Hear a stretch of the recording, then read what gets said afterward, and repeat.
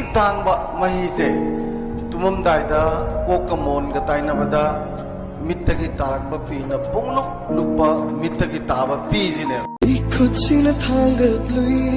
soke khali manam de fangla voi khallu paisin ba yaw ram de ram na lai tani ngi nam siba se khana khana mang han ba nam de mit mang de lai ri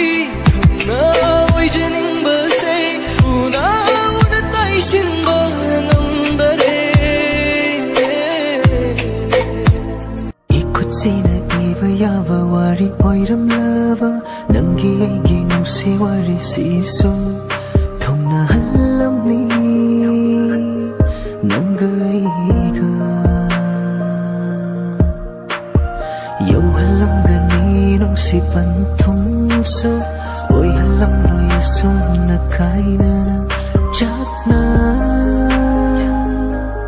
loi sin khi wari di